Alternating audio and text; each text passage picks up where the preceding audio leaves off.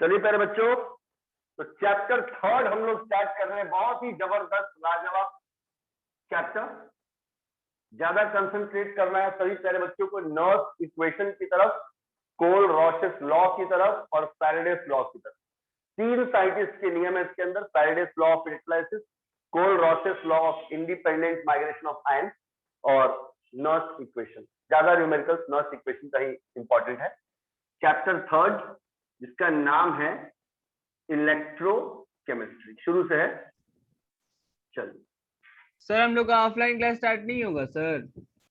बिल्कुल स्टार्ट होगा विशाल जी, 15 से स्टार्ट करने का बात है। चलिए तब तक सारा एनवायरनमेंट देख लिया जा रहा है। ठीक है सर। तो प्यारे बच्चों, हाँ प्यारे बच्चों, ये आपका चैप्टर थर्ड है इलेक्ट्रोकेमिस्ट्री और इसके भी न्यूमेरिकल्स आपको बहुत पसंद आएंगे।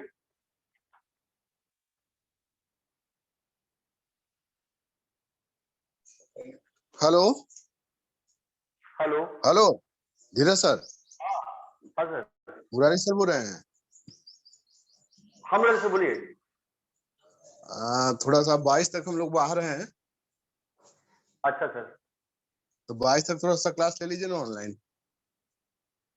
अच्छा ठीक, ठीक है सर। ठीक ठीक है, ओके सर। ठीक okay.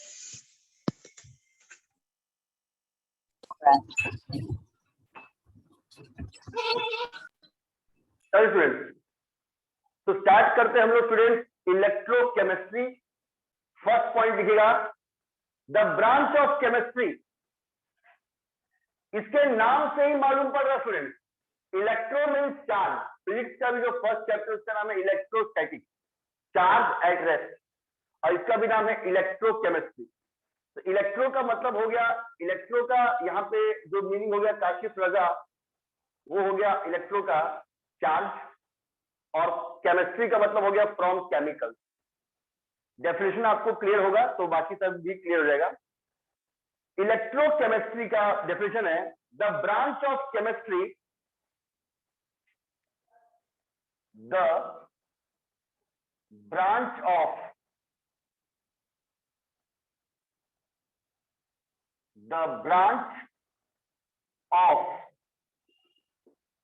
chemistry which deals with the branch of chemistry which deals with the study of the production of electricity, deals with the study of production of electricity. कैसे इलेक्ट्रिसिटी प्रणव बन रहा है। Pranav, electricity का मतलब यहाँ पे विशाल काशिफ ये नहीं है कि बहुत ज्यादा स्केल पे बने, है ना, 220-40 वोल्ट आ जाए, वो नहीं। अगर थोड़ा भी बन रहा है, एक छोटा सा बल्ब भी जल रहा है, तो वो भी इलेक्ट्रिसिटी ही है। अगर एक छोटा सा ड्राई सेल भी 1.5 वोल्ट दे रहा है तो वो भी इलेक्ट्रिसिटी है ही। तो यहाँ पे सबकी बात की जा रही है। The branch of chemistry which deals with study of production of electricity from energy released during spontaneous chemical reaction. From energy released during spontaneous chemical reaction. From energy released during spontaneous chemical reaction.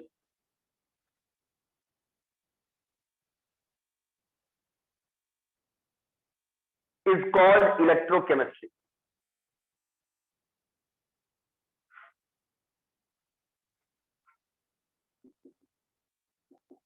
Is called electrochemistry. कुछ कुछ words माही सुनने में hard लग रहे होंगे, लेकिन इसका meaning आप समझ सकते हैं।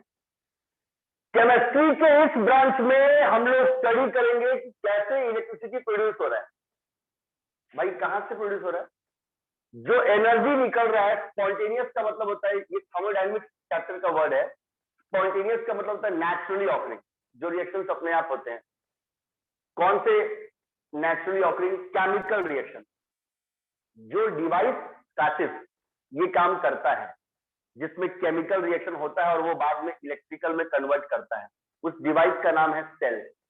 आज हम लोग कोई भी चीज यूज करते हैं, मोबाइल फोन भी यूज करते हैं, तो बिना सेल के उसका कोई इंपॉर्टेंस नहीं है, बिकॉज वो उसको कंडक्ट करेगा और तभी वो मोबाइल डिवाइस आपका वर्क करेगा, वो कितना भी कॉस्टली क्यों ना हो। उसका सबसे प्राइमरी चीज उसका सेल है जो उसको एनर्जी सप्लाई कर रहा है। तो पहले बच्चों ये ब्रांच में आपको ये सिखाया जाएगा कि आप कैसे इलेक्ट्रिसिटी बनाएंगे उस एनर्जी से जो स्पॉन्टेनियस केमिकल रिएक्शंस के थ्रू मिलता है, उस एनर्जी से जो स्पॉन्टेनियस केमिकल रिएक्शंस के थ्रू मिलता है। नोट में लिखिएगा,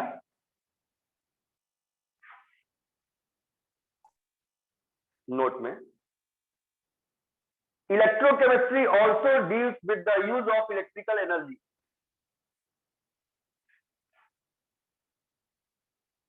Electrochemistry also deals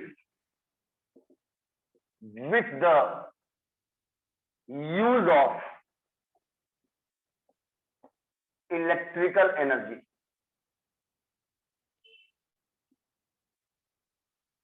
With the use of electrical energy.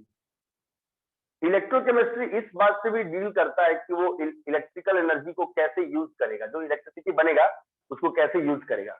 चलिए आइंस्टीन जी ध्यान दीजिए, use of electrical energy to result in non spontaneous chemical transformation, to result in non spontaneous chemical transformation। दोनों का मीनिंग समझाते हैं, पहले आराम से लिखिए। जब भी इलेक्ट्रोकेमिस्ट्री का टॉपिक आए मेरे प्यारे बच्चों, तो ये जो कॉन्सेप्ट है ये दोनों आपके ब्रेन में होना चाहिए आगे समझने के लिए। पहला तो उसके नाम से ही आपको मालूम पड़ गया, इलेक्ट्रो का मतलब है चार्ज और केमिकल्स केमिस्ट्री से फ्रॉम केमिकल्स। इस केमिस्ट्री के ब्रांच में हम लोग ज्यादा कंसंट्रेट करेंगे कि कैसे हम इलेक्ट्रिसिटी प्रोड्यूस कर रहे हैं। माही उसका सोर्स क्या है, जो एनर्जी निकल रहा है जब उस सेल के अंदर, उस डिवाइस के अंदर कुछ स्पॉन्टेनियस केमिकल रिएक्शंस हो रहे हैं, कुछ स्पॉन्टेनियस केमिकल रिएक्शंस हो रहे हैं। स्पॉन्टेनियस का मतलब नेचुरली ऑकरिंग, जिसको एनर्जी सप्लाई करने का जरूरत नहीं है, वो केमिकल रिएक्शन अपने आप होकर उससे करंट बन जाएगा।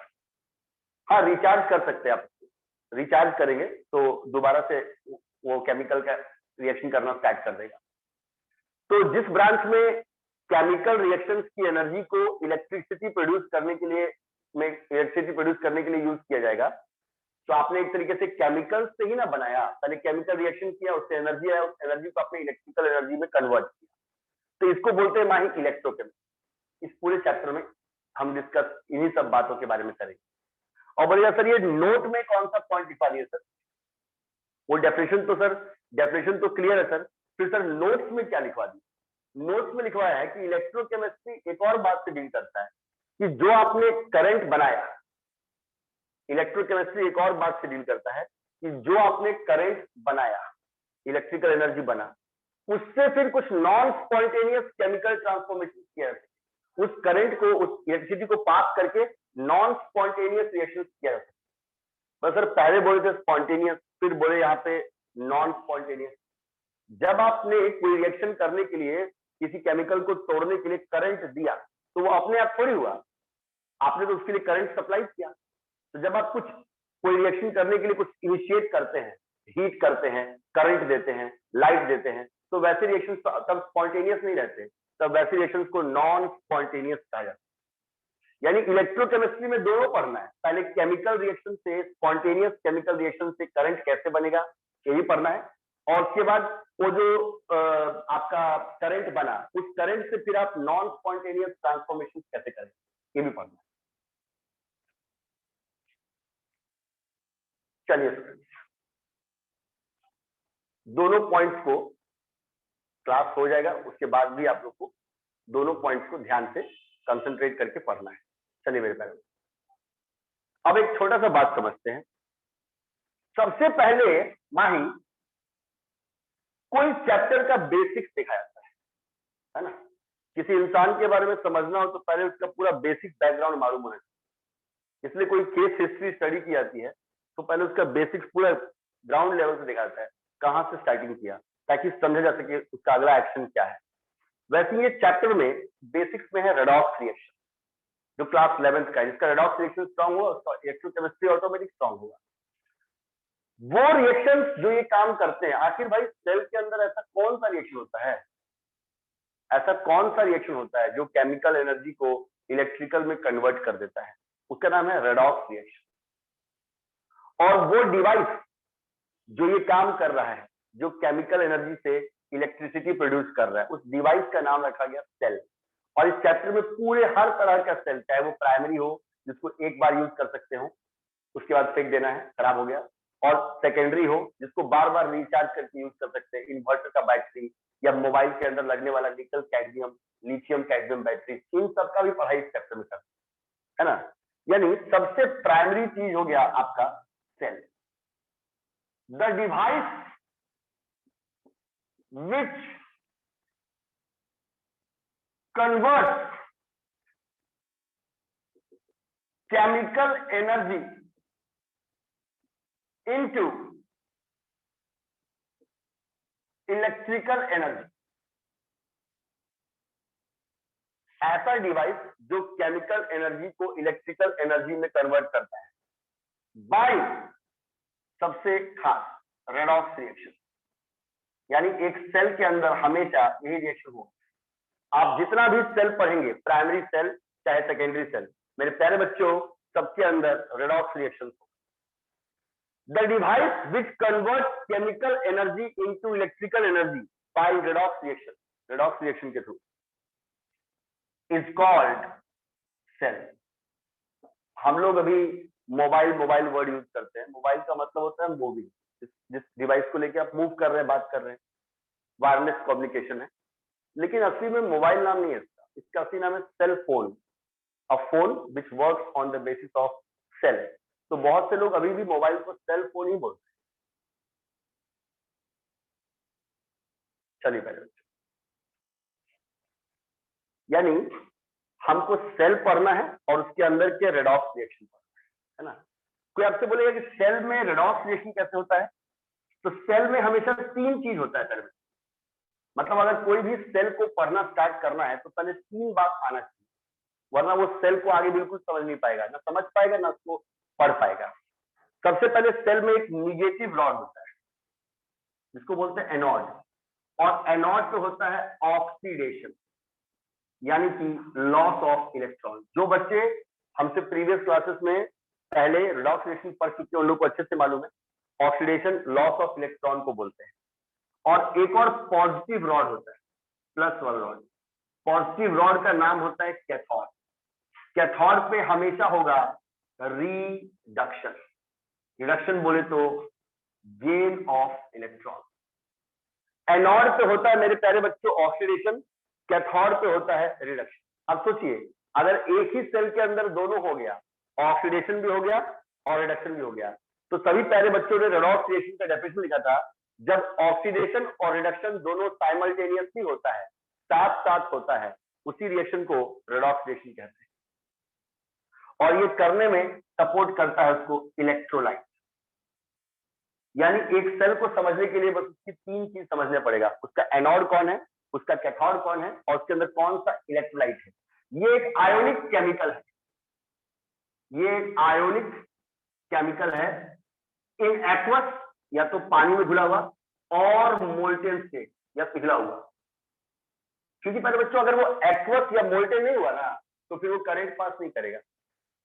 जिस बच्चे ने सॉलिड स्टेट पढ़ा है उसमें क्वेश्चन था कि जो नमक है वो सॉलिड स्टेट में करंट पास नहीं करता, पर उसी नमक को अगर पिघला दिया जाए मोल्टेन स्टेट में या उसको पानी में घोल दिया जाए एक्वस स्टेट में, उसके आयन्स अलग अलग हो जाते हैं तो वो पूरा चार्ज पास करता है।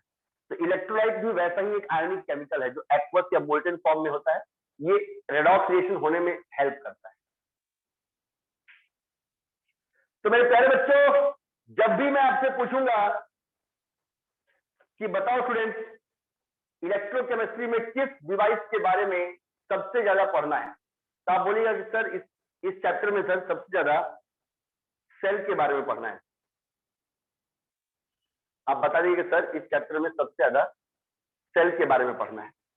और सर सेल एक ऐसा डिवाइस है सर जो केमिकल एनर्जी को इलेक्ट्रिकल में कन्वर्ट करने में हेल्प करेगा, सेल।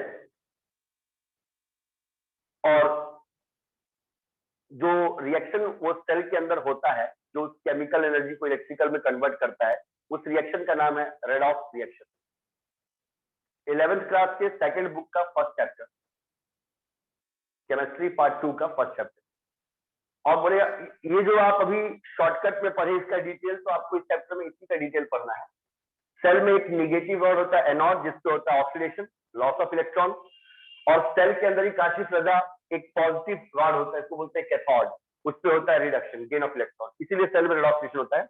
और इसको सपोर्ट करने के लिए उसके अंदर एक केमिकल भरा हुआ होता है, आयनिक केमिकल, जो या तो एक्वस होता है, पानी मिला हुआ, या फिर मोल्टेन पिघला हुआ होता है। उस केमिकल को बोलते हैं इलेक्ट्रोलाइट। यही सेल का 3 मेन।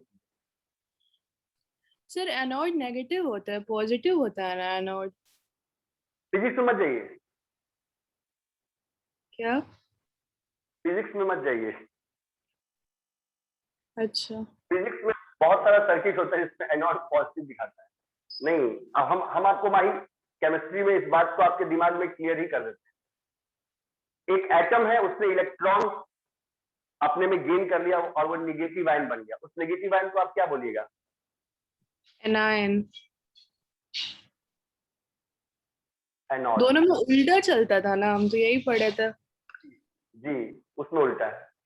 एनायन से केमिस्ट्री का वर्ड है एनायन, केमिकल जब इलेक्ट्रॉन्स आपका गेन करते हैं। एनायन से एनोड, वो निगेटिव रॉड है।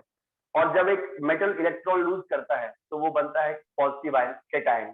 केटायन से बना है कैथोड, से वो पॉजिटिव। इसमें सर्किट को उल्टा करने का कोशिश मत कीजिएगा। चलिए पहले बच्चों, सब लिख लिया? Yes sir. Yes sir. जी, यानी ये 3 बात से डरना नहीं है। अभी ये बहुत छोटा में बताया गया अर्नब सिन्हा, लेकिन मेन बात ये है यानी कि तो पूरा चैप्टर में यही है। जितना भी सेल पढ़ेंगे वो सब सेल में बार बार आएगा। एनोड पे ये रिएक्शन हुआ, कैथोड पे ये रिएक्शन हुआ, फाइनल रेडॉक्स रिएक्शन ये हुआ, उसके अंदर केमिकल ये था। तो ये बार बार पढ़ेंगे। अभी जो चीज आपके लिए अनकॉमन लग रहा है ना, अभी जो चीज आपके लिए अनकॉमन लग रहा है वही चीज आगे जाके आपको बहुत ही इजी लगेगा।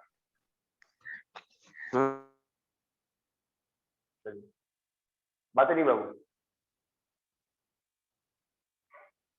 तो चलिए फ्रेंड्स, पहला वाला पॉइंट मिटा देते हैं। अब एक छोटा सा न्यूमेरिकल आएगा, उस बात को समझिएगा। चलिए देखते हैं स्टूडेंट्स इसको। हम माइंड कंसंट्रेट करना। अर्नब जी, ऐसे अगर फिजिक्स में देखा जाए, है ना, सेकंड चैप्टर है आपका, करंट, इलेक्ट्रिसिटी, कैपेसिटर, ये सब का डेरिवेशन। तो प्रणव जी, अगर हम लोग वैसा बात करें, in that case Pranav, current को आप कैसे डिफाइन करते? Q डिवाइड बाई T, है ना। I से हो गया आपका करंट, Q से हो गया आपका चार्ज, और T से हो गया आपका टाइम। करंट का यूनिट भी होता है एम्पियर, चार्ज का होता है कूलम, और टाइम का होता है सेकंड। जब 1 कूलम का चार्ज 1 सेकंड के लिए किसी मेटेलिक वायर में से पास करता है तो उसमें से पास हुए करंट को 1 एम्पियर कहते हैं। अगर यहां से हम लोग Q निकालें, चार्ज निकालें, तो वो चार्ज कितना आएगा? Arnab, I into T। इसको मान लेते हैं इक्वेशन नंबर 1। बात को समझिएगा प्यारे बच्चों। Current is equal to charge by time. Unit of current is ampere. Charge को नापते हैं कूलम में। कूलम ने ही सारा डेरिवेशन किया। आपका इलेक्ट्रोस्टैटिक्स में कूलम्स लॉ है Q1 Q1 by 4 pi epsilon naught, Q1 Q2 by R square। तो चार्ज का कंसेप्ट कूलम का ही है और टाइम का हो गया सेकंड। यहां से चार्ज निकाली आपने I इंटू सी, ये वो इलेक्ट्रॉन्स जो मेटालिक कंडक्टेंस हुआ, जो मेटल में से इलेक्ट्रॉन्स पास हुआ, जो आपका पंखा उखा में आप जोड़ दिए, वो वाला उसका बात किया। लेकिन केमिस्ट्री में केमिकल्स के लिए ऐसा नहीं है ना। फॉर केमिकल इलेक्ट्रोलाइट, अगर प्यारे बच्चों केमिकल इलेक्ट्रोलाइट की बात की जाए तो वहां पे विशाल सी Q बराबर होता है N इंटू ई सी। क्वेश्चन नंबर 2, यहां पे जो N हुआ, उस N का मतलब हो गया नंबर ऑफ इलेक्ट्रॉन। पहले देखा जाएगा कि वो केमिकल कितने इलेक्ट्रॉन्स को ट्रांसफर कर रहे हैं, और EC जो है ये कांस्टेंट है, इसको बोलते हैं चार्ज ऑफ वन इलेक्ट्रॉन, जिसका वैल्यू होता है 1.6 इंटू 10 का पावर माइनस 19 कूलम। ये अप्रोक्सीमेट वैल्यू है, इसका असली वैल्यू है 1.6021 इंटू 10 का पावर माइनस 19 कूलम। मतलब ये बिल्कुल एक्यूरेट वैल्यू है। यानी जो इलेक्ट्रॉन्स के थ्रू, मेटल के थ्रू करंट पास हो रहा है मेरे प्यारे बच्चों, उसके अंदर चार्ज का फॉर्मूला है आई क्यू बराबर आई इंटू टी। उसके अंदर उसका फॉर्मूला है Q बराबर I इंटू टी।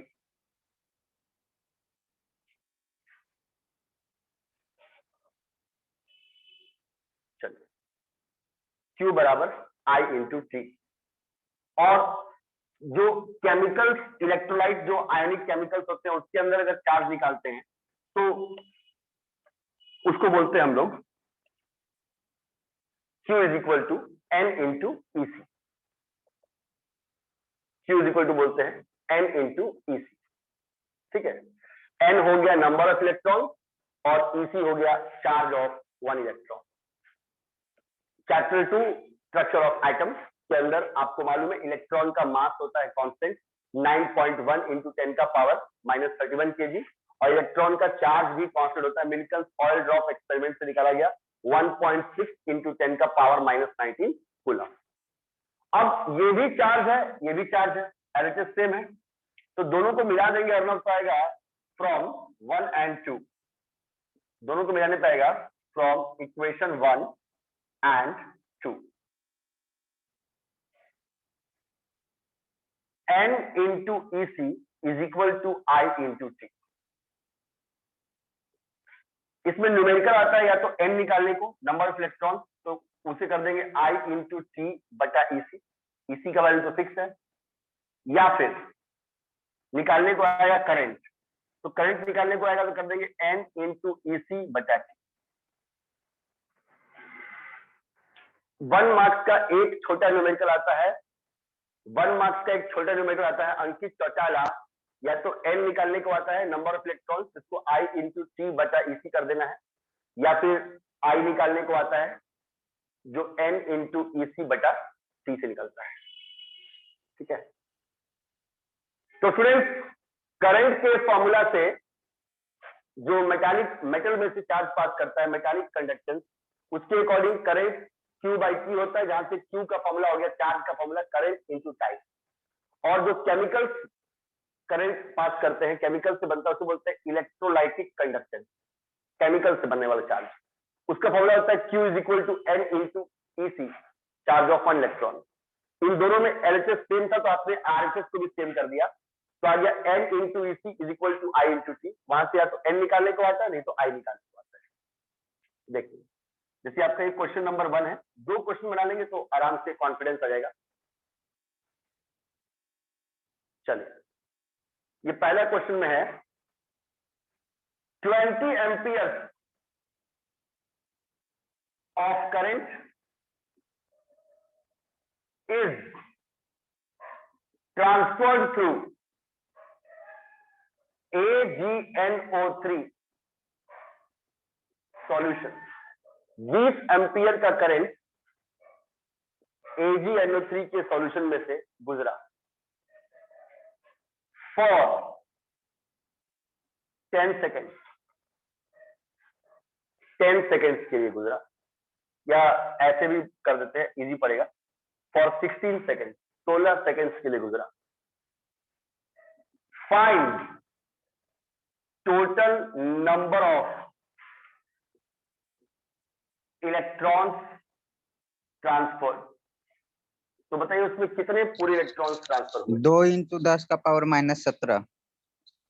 माइनस में तो नहीं होगा भाई। यस सर, +17 +17 नहीं सर, +21 हमको भी 21 लग रहा है बाबू, देखते हैं। 21 होगा। Yes main sir. बात है कि मेन बात है बाबू कि नंबर का भी निगेटिव में नहीं आएगा, इसीलिए इलेक्ट्रॉन्स का नंबर पॉजिटिव आएगा।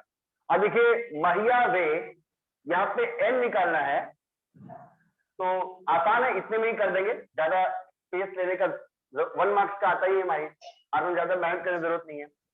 n निकालना है तो I करंट दिया हुआ है 20 एम्पियर इंटू टाइम दिया हुआ है 16 second, ampere into second, ampere into second भी कूलम होता है, तो कूलम से कूलम नीचे कर जाएगा। इलेक्ट्रॉन का चार्ज है 1.6 इंटू 10 का power -19 coulomb, ampere into second भी होता है कूलम, कूलम से कूलम कर गया, ये पॉइंट का 1 जीरो ऊपर चला गया, ये पॉइंट का 1 जीरो चलेगा ऊपर, तो हो जाएगा 200, यही पे कर देते हैं, दिखाई दे देगा। ये हो गया आपका 200 इंटू 16 और ये 16 इंटू 10 का पावर -19, 16 कर गया, -19 ऊपर चलेगा +19 और 19 में 2 जुड़ गया, बिल्कुल सही जवाब। 2 × 10 की पावर 21 इलेक्ट्रॉन, 19 में 2 जुड़ गया। तो जब भी माही कोई ऑब्जेक्टिव क्वेश्चन में, जब भी अर्नब सिन्हा, प्रणब मुखर्जी, विशाल सिंह, जब भी कोई ऑब्जेक्टिव क्वेश्चन में ऐसा सवाल पूछेगा कि इतना एम्पियर का करंट हमने पास किया, इतना एम्पियर का करंट हमने पास किया इस केमिकल सॉल्यूशन से इतने टाइम के लिए, और बताओ उसमें कितने इलेक्ट्रॉन्स ट्रांसफर हुए, तो वहां पे एक पहला वाला फॉर्मूला n बराबर I × C/EC का यूज किया जाएगा। सबका हो गया? Yes sir. चलिए लिख लिए माहिबे। Yes, sir. चलिए चलिए शिवानी जी ध्यान दीजिए, करंट दे देगा, टाइम भी दे देगा, करंट दे देगा, टाइम भी दे देगा, और बस टोटल इलेक्ट्रॉन्स पूछेगा। अर्नब सिन्हा समझ में आया ना? हाँ सर। चलिए बहुत ही आसान क्वेश्चन है, कोई वैसा टफ नहीं है, ऑब्जेक्टिव्स में पूछता है, बस फॉर्मूला बेस्ड है।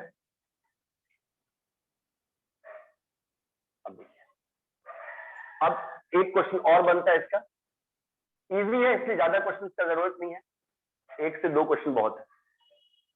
अब अगर वो नंबर ऑफ इलेक्ट्रॉन्स वही आपको दे दे, है ना, नंबर ऑफ इलेक्ट्रॉन्स वही आपको दे दे, जैसे यहाँ पे आपको म्यूट कर दीजिए, जैसे यहाँ पे आपको नंबर ऑफ इलेक्ट्रॉन्स हम प्रोवाइड कर देंगे, ठीक है, जैसे 4 × 10 का power 21 electrons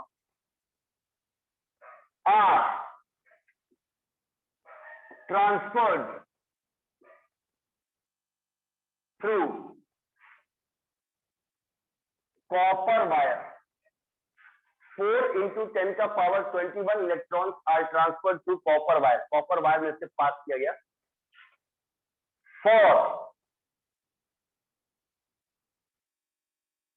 for 20 minute, 20 minute के लिए। Find the total current in the wire, find the total current in the wire. तो बताइए उस वायर में पूरा करंट कितना होगा। Find the total current in the wire, ये मिटा देते हैं।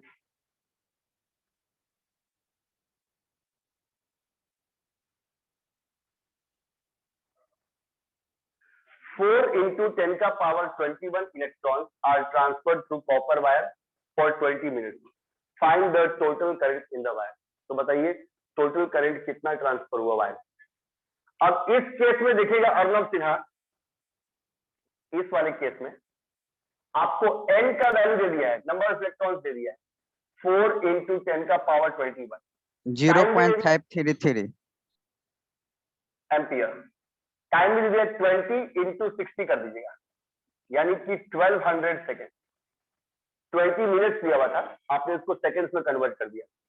आपको निकालना है आई, करंट निकालना है, और ईसी का वैल्यू आपको मालूम है 1.6 इंटू 10 का पावर -19 कूलम। तो करंट निकालने का फॉर्मूला क्या है? करंट निकालने का फॉर्मूला क्या है Ankit? I is equal to T by EC n into n T. into EC by T।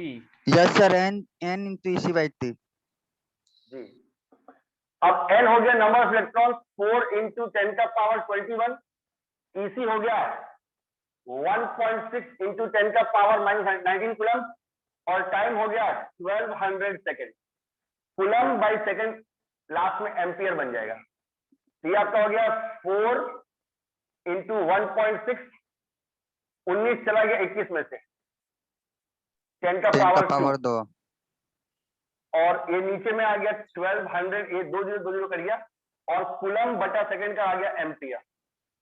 4 से काट दिए माही, 3 आ गया, यानी हो गया माही 16 बाई 10 इंटू 3। 3 से काटेंगे 3 5 जा 15, 10, 3 3 9, 3 3 9, और 10 नीचे था। बिल्कुल सही जवाब 0.533। एम्पियर आया माही। Yes, sir. चलिए, तो 2 फॉर्मूला है माही जिसको